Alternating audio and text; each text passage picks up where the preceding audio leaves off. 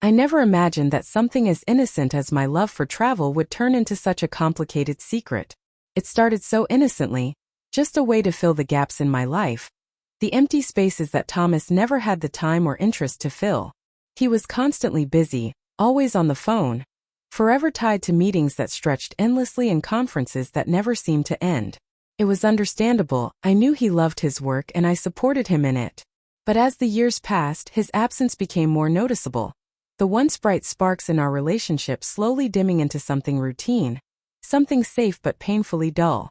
It was one spring morning when I decided, almost on a whim, to book my first solo trip. It felt exhilarating, like reclaiming a piece of myself that I'd nearly forgotten existed. I didn't tell Thomas until everything was already planned. He hadn't noticed the bookings on our shared calendar, and I didn't feel like waiting for his permission. I was going to Paris alone, just me and the city of lights. The idea sent a thrill through me, one that stayed with me from the moment I boarded the plane until my first night alone, watching the city lights from my hotel balcony. I had never felt so free. But it wasn't until my third or fourth trip that I met him. James. We were both at a small cafe in Florence, a place so tucked away that it barely attracted tourists. I was reading a book, and he was sitting across from me, sketching something in a small notebook. I noticed him glance at me a few times, but I was determined not to be swayed by a handsome stranger's gaze. At least that's what I told myself. But then he broke the silence between us with a charming, "You look like you're deep in thought." And before I knew it, we were talking over coffee that stretched into dinner, and then drinks by the Arno River as the sun set over the city. With James, conversation flowed as easily as the wine between us. We talked about everything: life, dreams, regrets. He had this way of seeing the world, so open and unrestrained, like he wasn't tied down by anything.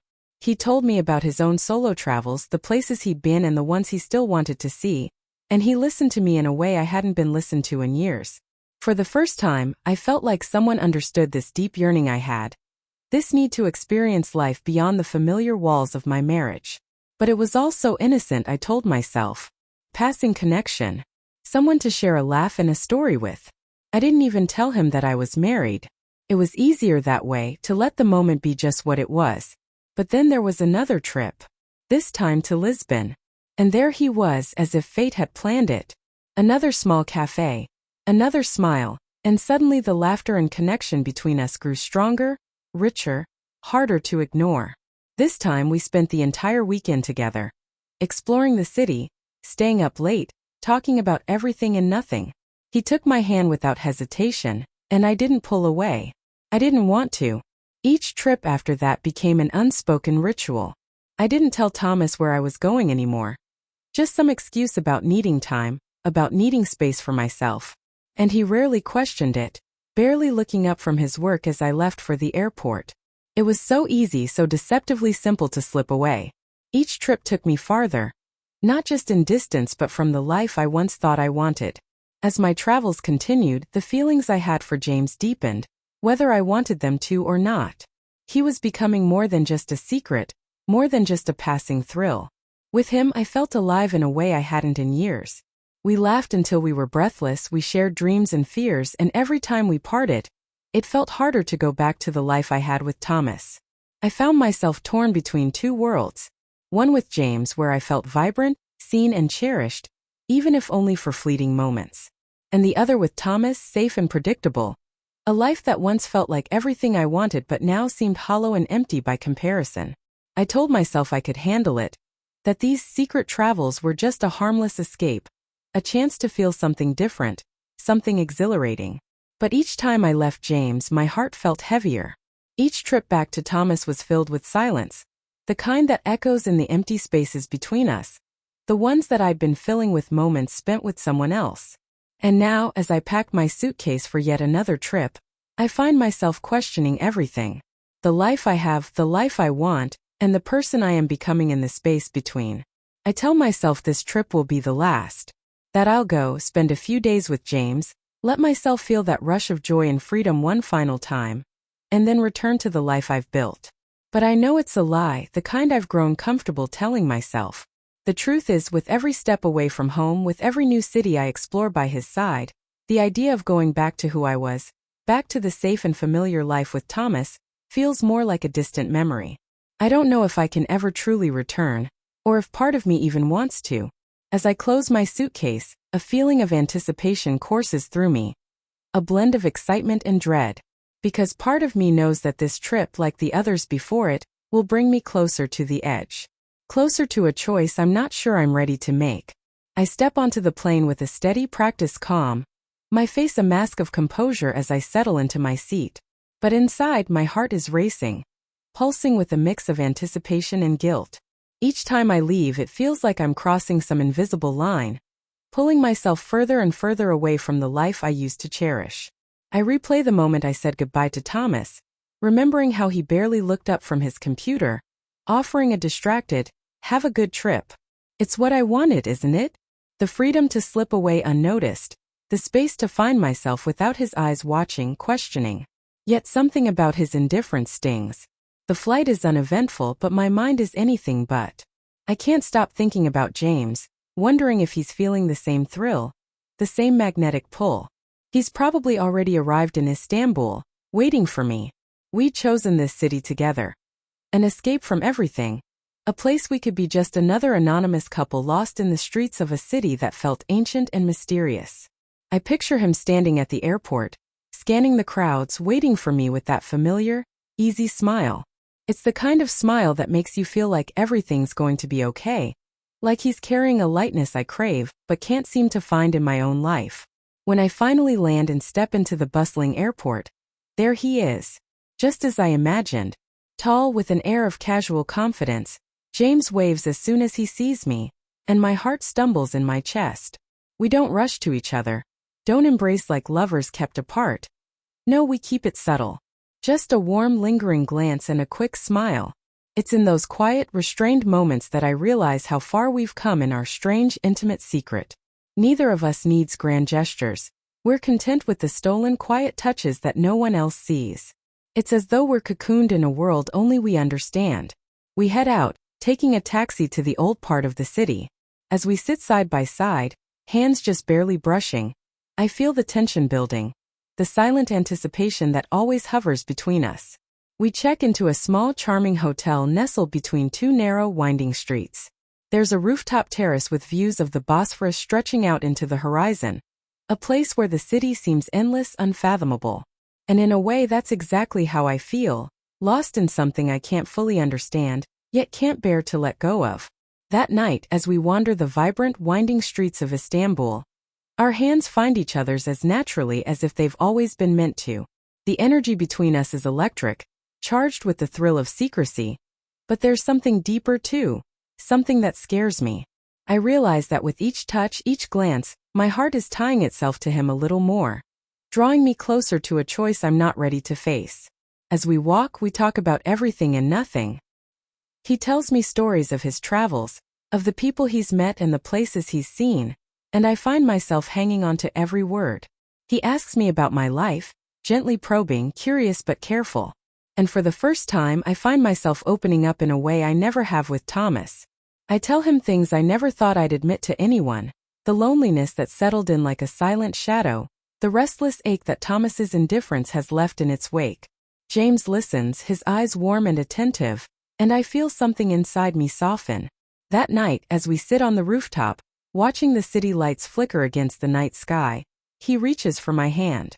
I turn to him, feeling the weight of everything we've shared, and the quiet intensity in his gaze tells me he feels it too. It's as if the world has narrowed down to just the two of us, and the words we've left unsaid hang between us, too heavy to ignore. We kiss, and it's different this time. There's a tenderness, a reverence that wasn't there before, as though both of us know we've crossed an invisible line, a point of no return.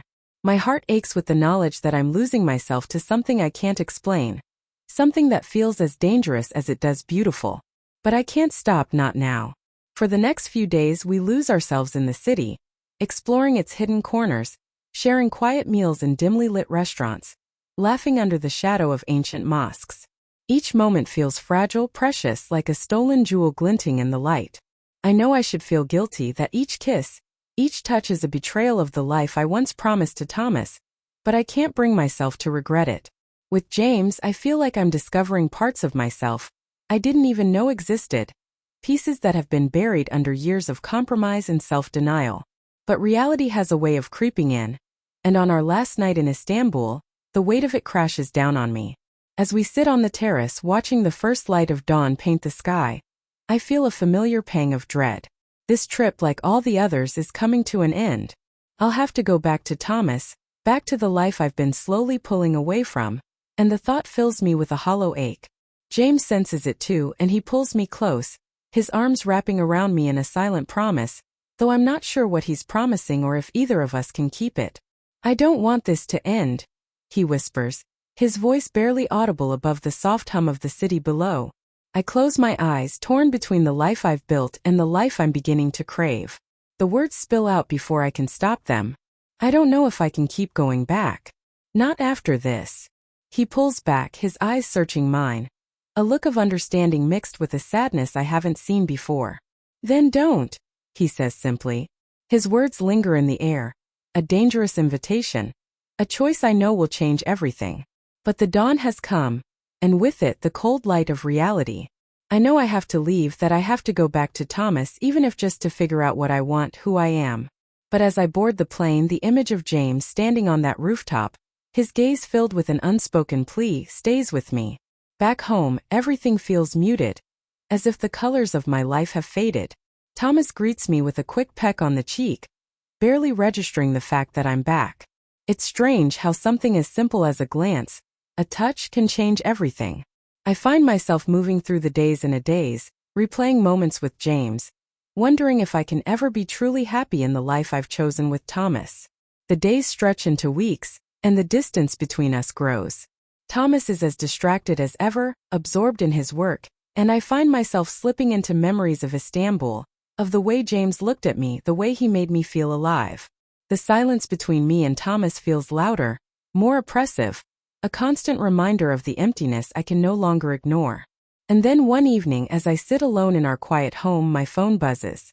It's a message from James, a single line that makes my heart skip a beat.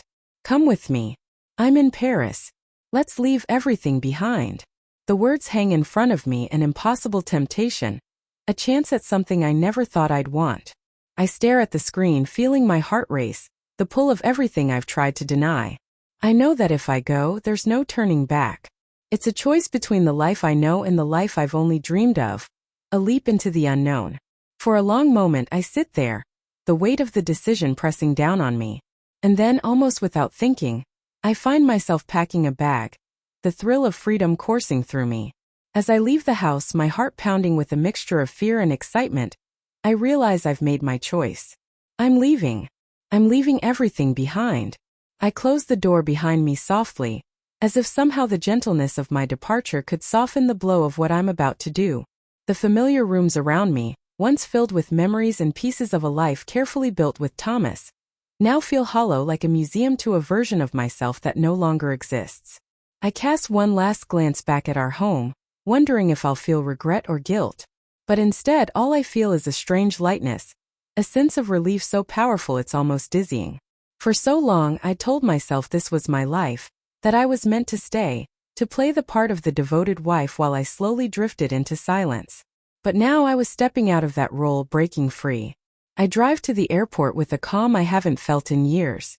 Every mile that passes, every landmark that fades into the distance, feels like another layer of my old life shedding away. I know that what I'm doing is selfish, reckless even, but I can't stop. This pull toward James, toward the life I've glimpsed with him, is more than just a passing infatuation. It's like he's unlocked something inside of me that I can't close off again. Something wild and untamed, something I thought I had lost forever. When I arrive at the airport, I don't think twice. I buy a one-way ticket to Paris. The flight feels surreal, every moment stretched and amplified, like the entire world has narrowed down to this single choice, this single leap. I spend the entire flight restless, watching the clouds drift by as I imagine what waits on the other side. I picture James waiting for me, his face lighting up with that familiar smile, and the thought fills me with a heady mixture of excitement and nervousness. I don't know what lies ahead, but for the first time, I'm willing to find out, even if it means leaving everything behind. When I land in Paris, my heart pounds in my chest as I scan the crowds. And then there he is, James standing at the edge of the arrivals hall, looking exactly as he did the first time I saw him, confident, charming, with that effortless ease that draws people in. His eyes light up when he sees me, and he moves through the crowd toward me, his expression one of pure, unfiltered joy. Without a word, he pulls me into his arms, holding me tightly as if to anchor me to this moment, to this choice I've made. And in his embrace, I feel an overwhelming sense of rightness, as though this is where I was meant to be all along. We leave the airport together, stepping out into the crisp Parisian air. And for the first time, it truly feels like I'm starting a new chapter. James takes my hand as we walk, and for hours we wander the streets, letting the city fold around us like a warm, familiar blanket. We talk about everything, about my choice to leave, about the life I'm leaving behind. He listens intently, never judging, always offering the silent reassurance that whatever happens next, we'll face it together. It's both terrifying and exhilarating, this sense of stepping into the unknown, of choosing a life with no guarantees. Over the next few weeks, we settle into a rhythm, a life that feels strangely natural despite its unpredictability.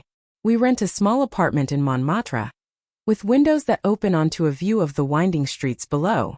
It's nothing extravagant, but to me it feels like a palace. Each morning we wake to the sounds of the city coming to life around us, and I'm struck by how different everything feels. There are no routines, no expectations. Just the two of us, discovering each other in ways that go beyond the thrill of our secret meetings. James shows me a side of myself I never knew existed. A version of me that's spontaneous, unafraid, open to whatever the world has to offer. We spend our days wandering the city, exploring hidden gardens, lingering in tiny cafes, laughing over shared bottles of wine as the sun sets over the Seine. And in those quiet, stolen moments, I begin to see that what we have is more than just an escape. It's a life of its own, a connection that has grown into something profound and real. But as the days pass, reality inevitably starts to seep in. There are whispers in the back of my mind, lingering thoughts about Thomas, about the life I left behind. I wonder how he's doing, if he's even noticed my absence yet, or if he's too wrapped up in his work to realize that I'm gone. The thought fills me with a strange blend of sadness and relief. For so long I've lived for others, measured my worth by their expectations, their needs.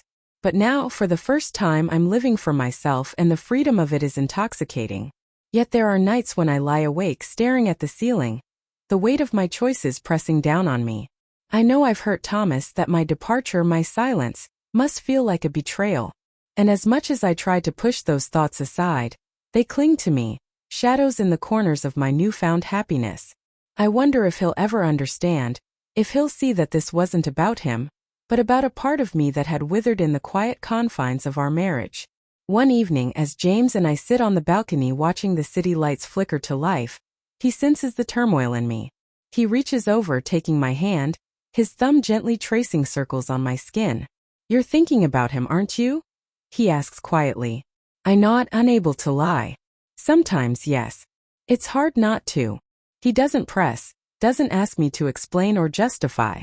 Instead, he simply holds my hand, offering me the space to feel everything. The guilt, the fear, the hope. "You know," he says after a long silence, "whatever happens, whatever you decide, I'll be here. I'm not going anywhere." His words settle over me like a balm, soothing the restless ache that has lingered in the back of my mind. In that moment, I realize that this isn't just about choosing between two men, two lives. It's about finding a way to reconcile the parts of myself that have been warring for so long. The part that craves freedom and adventure, and the part that longs for stability, for roots. As the weeks stretch into months, I find myself growing more comfortable in this new life. The guilt that once weighed so heavily on me begins to fade, replaced by a sense of peace, of acceptance. I know that I can't change the past, that I can't undo the choices that led me here. But I also know that I'm finally living a life that feels authentic, a life that allows me to be fully, unapologetically myself. One afternoon, as I sit in a small park watching children play, I realize that I haven't thought about Thomas in days. The realization is both shocking and liberating. For so long, I had tied my identity to our marriage, to the life we built together. But now, I see that I am more than just a wife, more than just a partner. I am my own person with my own dreams, my own desires. And for the first time, I feel whole. I don't know what the future holds for me and James. Our life together is far from conventional, far from secure. But as I look across the park and see him walking toward me, his face lighting up when our eyes meet, I feel a deep, unshakable sense of belonging. This is where I'm meant to be. Not because it's perfect, not because it's easy, but because it's real. In the end, I've realized that life isn't about choosing one path or another, about being defined by a single role or relationship. It's about embracing all the messy, beautiful contradictions that make us who we are. And as James takes my hand, pulling me into a kiss that's both tender and full of promise, I know that whatever lies ahead, I'm ready to face it, one step at a time, in a city where every street, every moment, feels like the beginning of a new adventure. Months slip by like a slow, winding river, each day in Paris with James stretching into the next, forming a life I'd once thought impossible. We fall into a rhythm that feels both freeing and deeply intimate. Our apartment in Montmartre is small, cozy, filled with mismatched furniture we've collected from markets and little art pieces from street vendors that speak to us in quiet, secret ways. The walls are splashed with photos of places we've visited, candid shots capturing moments of laughter and warmth. It feels like a sanctuary, a place untouched by the world outside, where our love exists in its purest form. Every morning we start with coffee on the balcony, watching the city wake up below us. Sometimes we talk, sharing thoughts and dreams, and other times we sit in comfortable silence, letting the simplicity of our togetherness fill the space. I'm learning things about myself I'd never realized before, like how deeply I love to paint, how words flow effortlessly onto paper when I let my guard down. James encourages these little discoveries, and we spend hours talking about art, life, and our tangled, unconventional journey that brought us here. Yet beneath this happiness there's a subtle nagging tension, a shadow of the life I left behind. Thomas is still a part of me, a thread that connects me to the past, reminding me of a different version of myself. Though we haven't spoken since I left, I feel his absence like a silent weight, lingering in the corners of my mind. There are moments when guilt sneaks in, unexpected and piercing, when I wonder what he must think if he feels betrayed, if he's still searching for answers. I know I owe him closure and explanation, but every time I consider reaching out, I find myself hesitating, afraid that the words I've prepared won't do justice to the truth of what I feel. One evening, as James and I stroll along the Seine, he senses this heaviness within me. We walk in silence for a while, his hand warm around mine, grounding me in the present even as my mind drifts to the past. Finally, he stops and turns to me, his gaze searching. "You haven't talked about Thomas in a while," he says softly, no judgment in his tone, only gentle understanding. I nod, feeling the familiar weight settle in my chest. "I think about him sometimes," I admit, my voice barely above a whisper. "I feel like I owe him something. Closure, maybe. An explanation." James takes a deep breath, his expression one of quiet support. "If you feel you need to reach out, I understand," he says, his fingers tracing comforting circles on the back of my hand.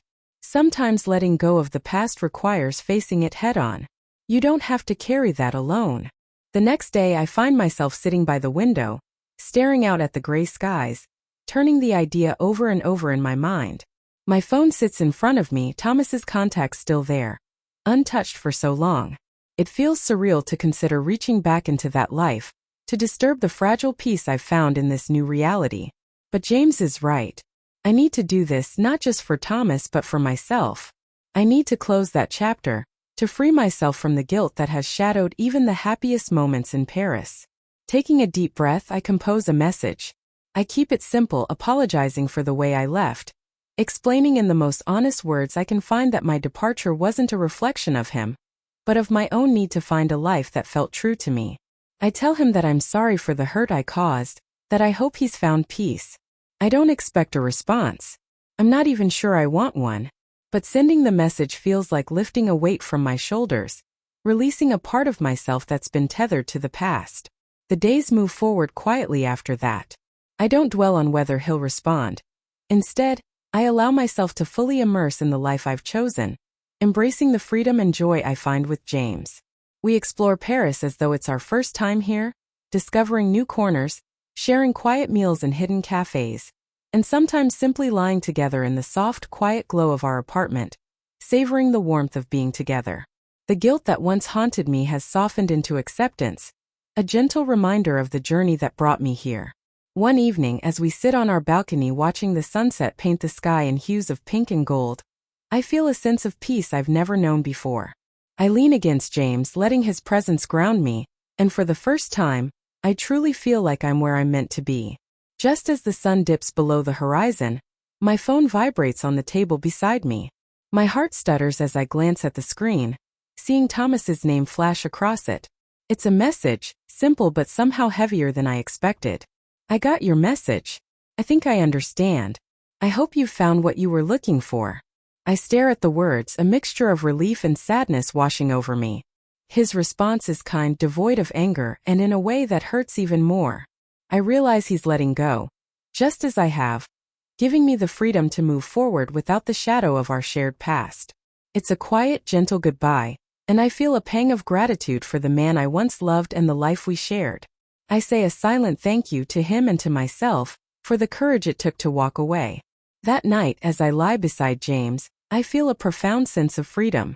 The last thread connecting me to my old life has been released, and I am finally truly free to embrace the future, to fully live in this life we're building together. I turn to him, my heart swelling with a quiet, fierce love, and as our eyes meet, I know that whatever lies ahead, we'll face it together.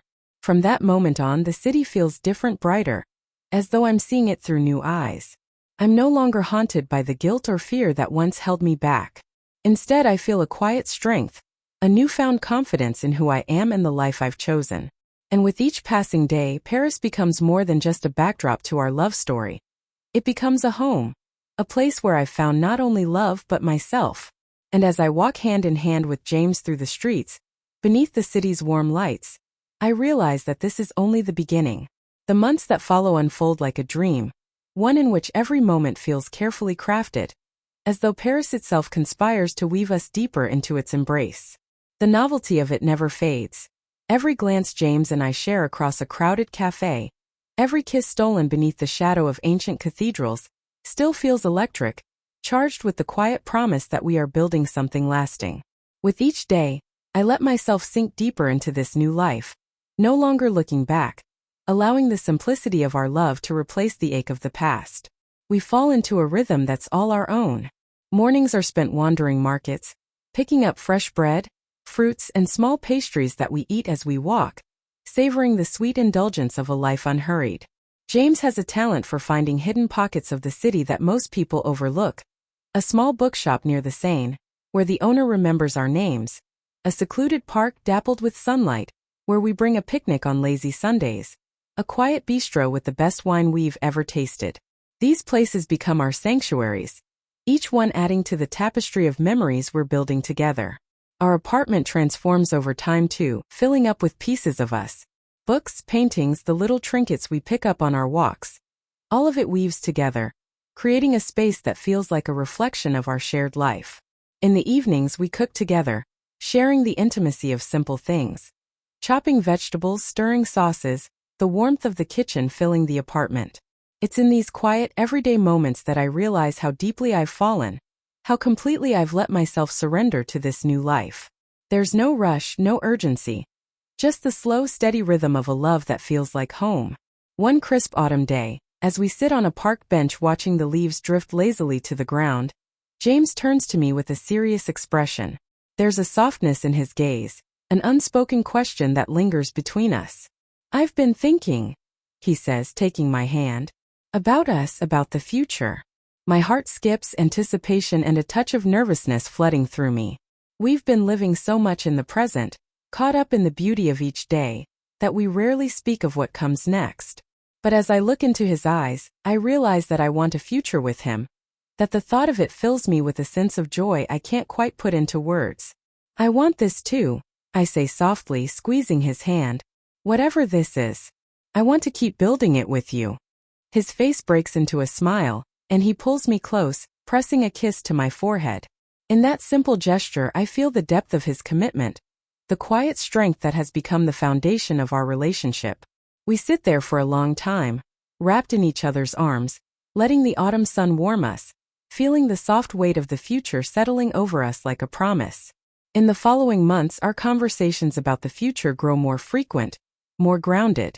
We talk about what it would look like to make this life permanent, to anchor ourselves here in Paris. James mentions wanting to find a more stable job. He's been working freelance, picking up projects here and there, but now he's considering something more rooted, something that would allow us to build a life beyond the transience that defined our early days together. As for me, I begin to pursue my own passions more seriously. I find a local art studio that offers classes, and I spend my afternoons there, painting, losing myself in colors and shapes, exploring this new creative part of myself that has blossomed since I arrived. It's fulfilling in a way I hadn't anticipated, and with James's encouragement, I start to sell a few of my pieces, each sale a quiet affirmation that I'm finding my place, my purpose. With every step we take toward building a future together, the shadows of the past fade further into the background. My thoughts of Thomas grow less frequent, no longer tinged with guilt or regret, but with a gentle acceptance of what was and what can never be again. I know now that my leaving was necessary, that it was a step toward becoming the person I am today. And while that chapter of my life will always be a part of me, it no longer defines me. One evening, as the first snowflakes of winter drift softly down onto the city, James surprises me with a small wrapped box. We're sitting in our apartment, the warm glow of the lamp casting a golden light over the room. My heart pounds as I take the box from him, a mixture of curiosity and excitement blooming within me. Inside, nestled in soft fabric, is a delicate silver ring, simple and understated, yet perfect. I look up at him, my breath catching as I see the love and vulnerability in his eyes. "I don't need anything grand," he says, his voice steady but filled with emotion. "I just want you to know that this is real for me, that whatever happens, I'm here by your side. No matter where life takes us, I want you to know that this is forever." Tears prick at the corners of my eyes as I slide the ring onto my finger, the weight of his words settling over me like a warm embrace. In this moment, I feel a completeness I've never known, a deep, unshakable knowing that I'm exactly where I'm meant to be. We hold each other in silence, wrapped in the quiet beauty of our shared promise, as snowflakes continue to drift past the window, blanketing the city in white. The world outside fades away, leaving only the warmth of his arms around me, the steady beat of his heart against mine. The seasons pass and life continues to unfold in ways both ordinary and extraordinary. There are challenges, moments of doubt and fear, but through it all, James remains my constant, the steady presence that grounds me. We navigate the ups and downs together, learning, growing, our love deepening with each passing day. Over time, Paris becomes not just the setting of our love story, but the heart of our life. Our favorite cafe knows our names, the street vendors greet us with familiar smiles, and the people in our neighborhood recognize us as the couple who's always holding hands, always laughing. The city that once felt like an escape has become a home, a place where we've built a life that feels as natural as breathing. And so we continue living, loving, building a future that feels boundless, rooted in a love that has weathered storms and emerged stronger. There is no need for grand gestures, no desire for a life beyond the one we have created. In this life, in this city, with James by my side, I have found everything I was searching for and more. I have found myself. The years slip by gently, like soft whispers carried on a Paris breeze. Our lives settle into a quiet, beautiful rhythm that feels like a secret between the two of us. A tapestry woven from countless small moments, each one a reminder of the life we've chosen together. In many ways, it's simple, even ordinary. Breakfasts in our sunlit kitchen, evenings spent curled up on the couch, stolen kisses in crowded streets. But these small, everyday rituals are what make our life feel so real, so tangible, grounding me in the happiness that once felt like a distant dream. James and I become inseparable from our little corner of Montmartre. We know every cobbled street, every bakery and cafe, the faces of neighbors who wave as we pass. It's as though we've become part of the city's rhythm, our lives woven into the fabric of Paris itself. People recognize us as the couple with the quiet, enduring love, the kind of love that's neither flashy nor demanding but steady, like the heartbeat of the city. Our friends often say they envy what we have, the calm contentment that radiates from us like warmth on a cold day. Over time, my art blossoms. I begin to exhibit my work in small galleries, each piece a reflection of this life I've built, infused with the colors and textures of Paris, of love, of rediscovered freedom. James is my biggest supporter, always there at openings, his eyes filled with pride as he introduces me to friends and acquaintances. He calls me his artist, and I can feel the pride in his voice, as if he's just as much a part of every brushstroke as I am. His unwavering belief in me has become the foundation on which I've built my confidence, allowing me to flourish in ways I never imagined possible. One night after a successful exhibit, we walk home through the streets of Paris, hand in hand, the laughter and excitement from the evening still bubbling between us. There's a chill in the air, but I hardly feel it. James's arm is draped around me, pulling me close, his warmth seeping into me. We talk about our dreams, our plans, sharing whispers about future trips we'd like to take, places we'd like to see together. It's as though every moment with him feels like an invitation to dream a little bigger, to believe that happiness is something that can keep growing, deepening, becoming more real with each passing day. Yet, even with all this happiness, I sometimes find myself reflecting on the path that brought me here. Life has a way of reminding us of the roads we didn't take, the people we left behind. Thomas is rarely on my mind, but every now and then I think of him, wondering if he found his own happiness, his own freedom. I remember the kindness in his last message, the quiet acceptance that helped me release the last of my guilt and step fully into this life with James.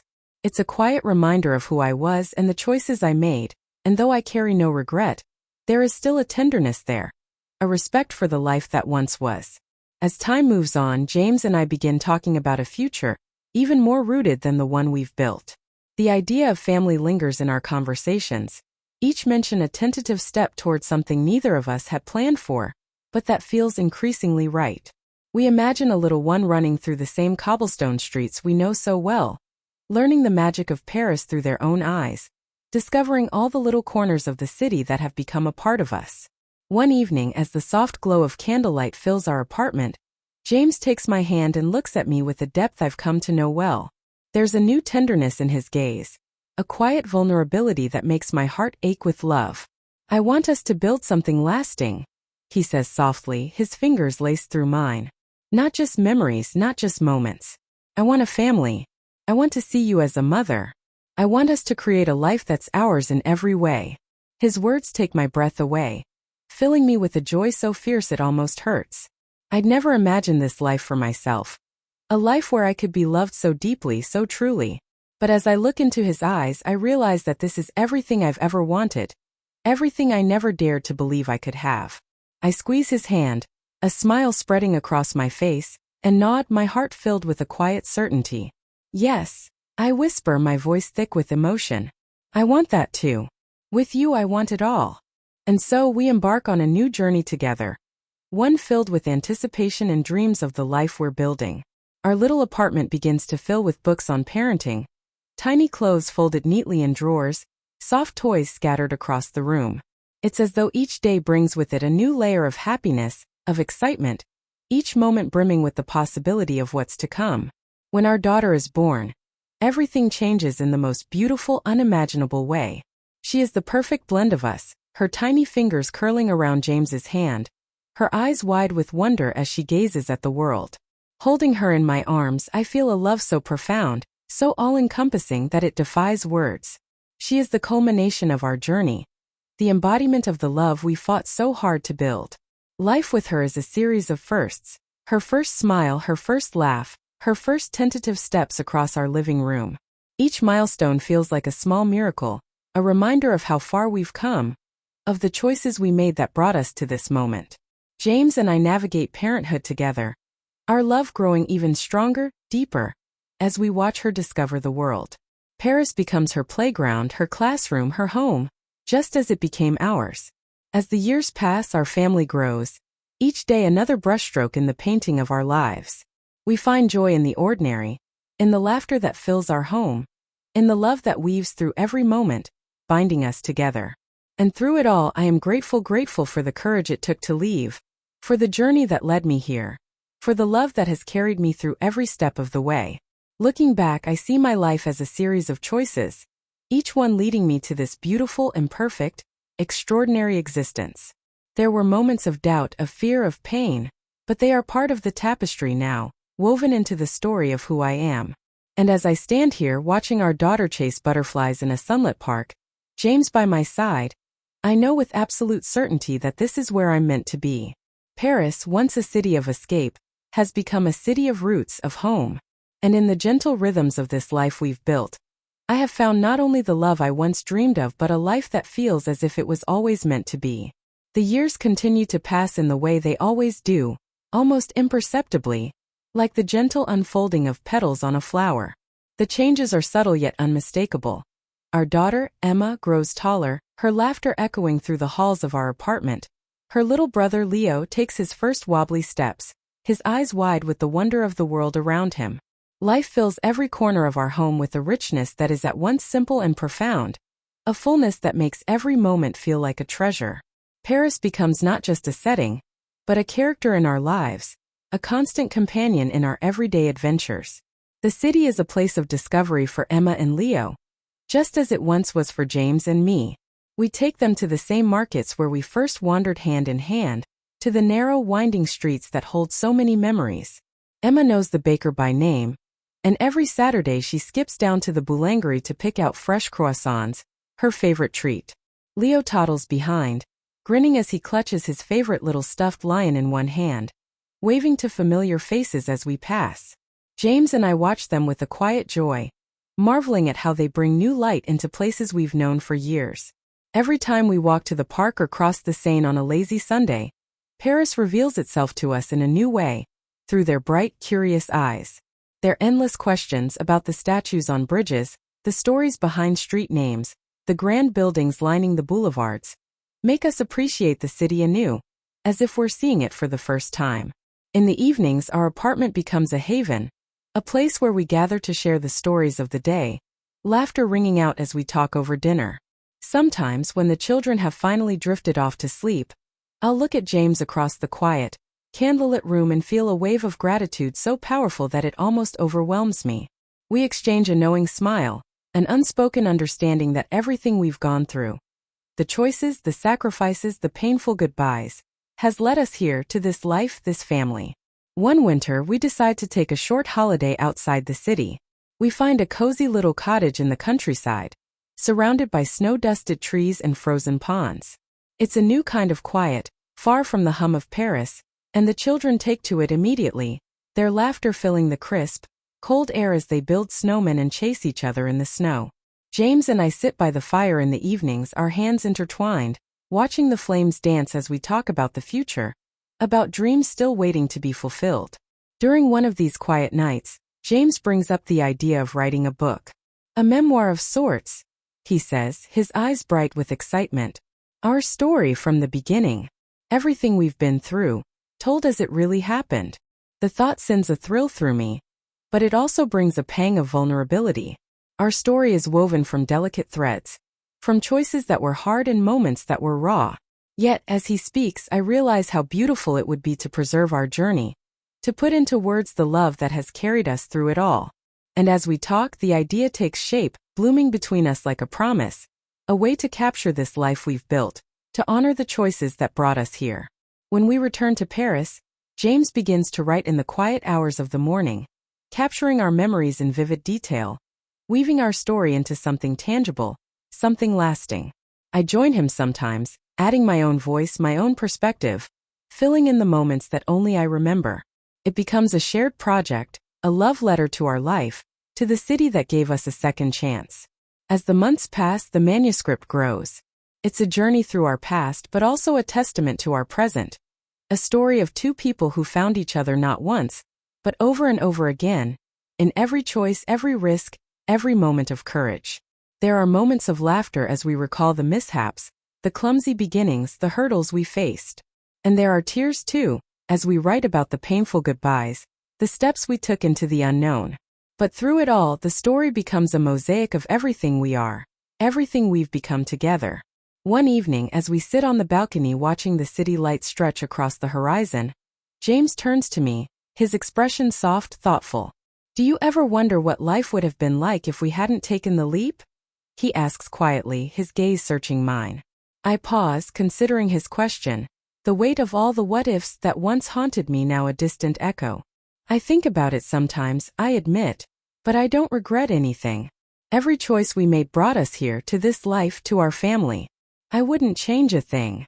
He smiles, a look of quiet understanding passing between us. Neither would I, he says, his voice filled with a certainty that warms me. As the years roll on, we continue to watch our children grow, to savor the beauty of the life we've built. The memoir we wrote together eventually finds its way into the world, and we're surprised by how many people find comfort, inspiration, even courage in our story. Letters come from readers around the world, people who have faced their own choices, their own moments of uncertainty.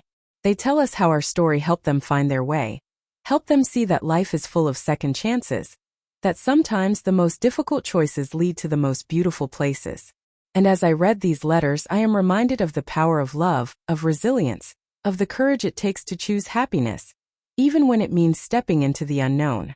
Our story has become more than just our own. It's a testament to everyone who has ever chosen to follow their heart, to seek out a life that feels true, even in the face of fear.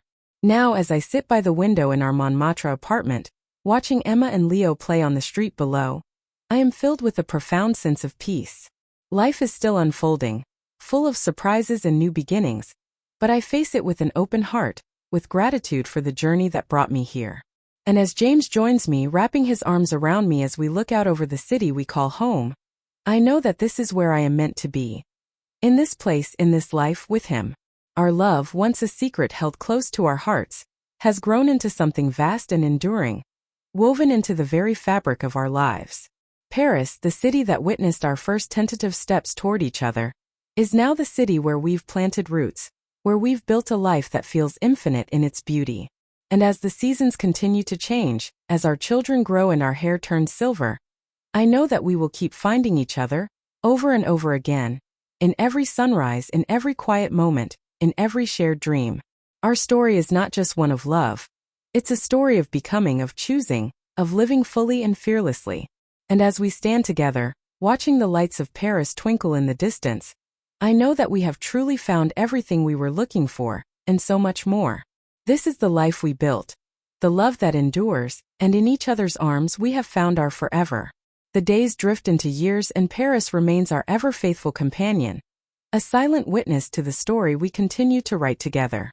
Emma and Leo grow into teenagers, their lives expanding beyond the streets we once showed them. They develop friendships, explore their own passions, and bring home stories of their own adventures in this city that holds our family so close. Watching them fills me with a quiet, poignant joy. They're so much a part of us, yet entirely their own, each with dreams and hearts that seem limitless. Emma, with her sharp mind and love of books, dreams of becoming a writer one day, inspired by the story James and I penned. Sometimes late at night she'll sit beside me and ask questions about how we met, about the choices we made that led us here. She has a fascination with the idea of love, of what it takes to build a life with someone. I see the wonder in her eyes, the excitement and curiosity of someone beginning to glimpse the vastness of the world. Leo, on the other hand, is a quiet dreamer. He spends hours sketching by the river or tucked away in little corners of the city, capturing moments in his sketchbook.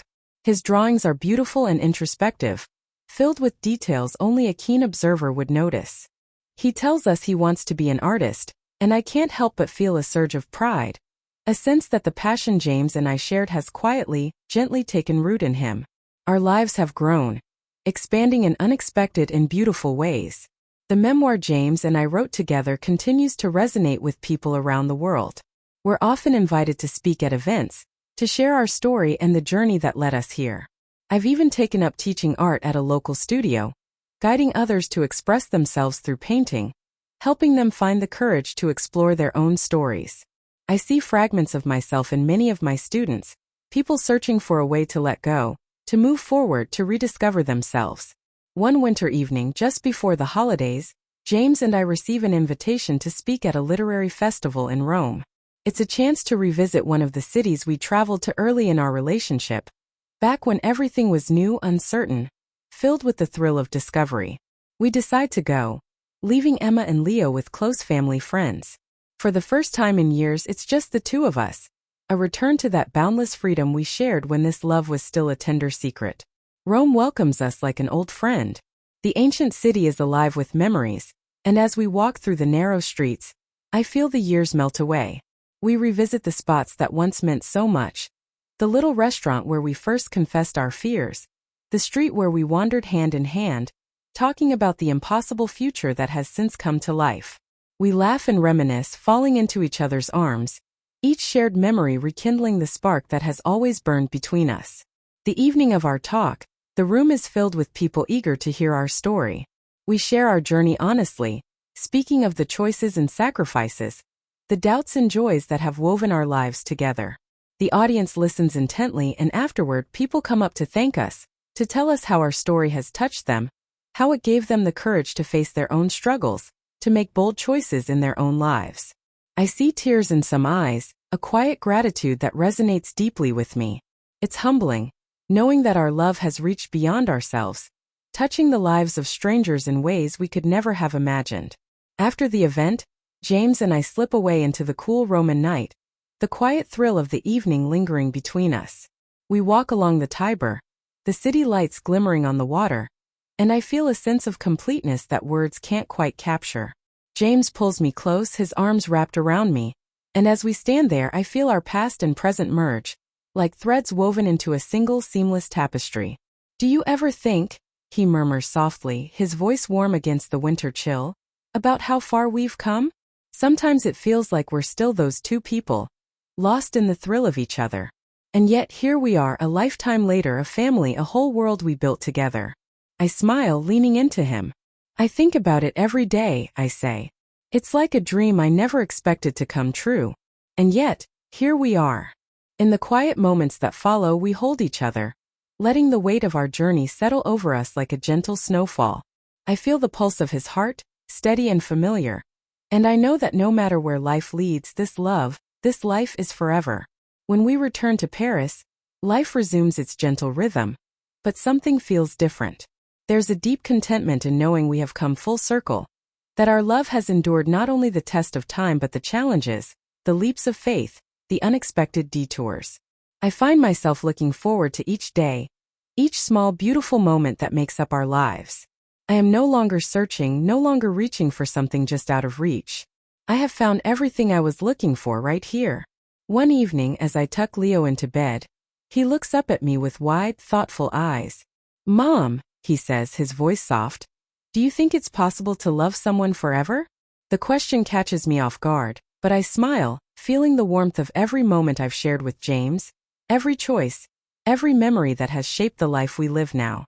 "Yes, Leo," I say, brushing his hair back gently. "I think that if you choose to love someone every single day, if you keep choosing them, then yes, it's possible to love them forever." He nods, thoughtful, as if trying to understand a truth too big for his young heart. I kiss his forehead and turn out the light, the quiet of our home settling over me like a soft blanket. That night I sit by the window, watching the city lights twinkle in the distance. Paris, steady and enduring, is as much a part of us as we are of it. This city has been our witness, our constant, a place where dreams grew into reality, where our love flourished and endured. And as I sit there, with James asleep beside me and our children safe in their beds, I feel a quiet, unbreakable certainty. This is the life I was meant to live. A life filled with love, with adventure, with family. A life of choice, of courage, of quiet, enduring joy.